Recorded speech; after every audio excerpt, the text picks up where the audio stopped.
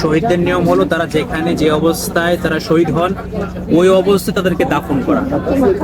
এই যুদ্ধে যে 70 জন সাহাবে কেরাম শহীদ হয়েছে তাদের সকলের কবর রয়েছে এই কবরস্থানে। বিশেষ করে হামজা রাদিয়াল্লাহু তাআলা আনহু, তারপর মুসআব বিন উমাইর রাদিয়াল্লাহু তাআলা আনহু, আল্লাহর রাসূলের একজন বাগিনা ছিল আব্দুল্লাহ বিন জাহাশ, এই তিনজনের কবর হচ্ছে এর সামনে যে কালো পাথর দেওয়া আছে এখানে তিনটা কবর আছে। তিনটা কবর, কালো পাথর দেওয়া, এখানে হামজা রাদিয়াল্লাহু তাআলা সহ অন্যান্য সাহাবে কেরামের কবর আছে। পিছনে দেখেন আরেকটা ঘেরাও দেওয়া এরিয়া আছে পিছন দিকে, সেখানে বাকি সাহাবে কেরামদের কবর রয়েছে। আর এদিক দিয়ে পরবর্তীতে এই এলাকাতে যারা বসবাস করতেন তাদের কবরস্থ করা হয়েছিল এখানে, কিন্তু এখন আর নতুন করে কোন কবর দেওয়া হয় না এখানে। তো সাহাবে কেরামদের কবরগুলোকে একটু মার্ক করে রাখা হয়েছে যে কালো পাথর দিয়ে, এখানে তিনটা কবর, পিছনে বাকি সাহাবে কেরামদের কবর।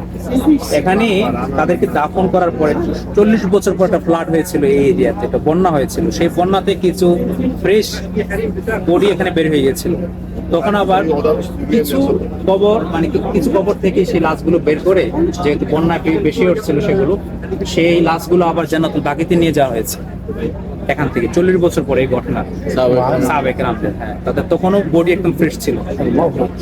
আমরা সেই জায়গাতে আসছি যেখানে ওদের যুদ্ধে 70 সাহাবে কেরাম শহীদ হয়েছেন। আল্লাহ রাসূল এখানে আসতেন প্রায় এবং কবর জিয়ারত করতেন। বিশেষ আল্লাহ চাচা এখানে উৎসাহিত আছেন, যে চাচা মক্কাতে আল্লাহ রাসূল সাল্লাল্লাহু আলাইহি ওয়াসাল্লামের বাবা মা দুনিয়াতে চলে যাওয়ার পরে, দাদা শেল্টারের পরে আল্লাহ রাসূলের চাচা হামজা রাদিয়াল্লাহু তাআলা আনহু খুব বেশি আশ্রয় দিয়েছেন, সহযোগিতা করেছেন, সাপোর্ট দিয়েছেন।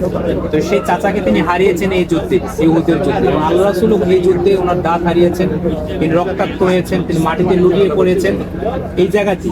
এটাই যুদ্ধের ময়দান, এখানেই আল্লাহ রাসূল খুব বেশি রক্তাক্ত হয়েছেন।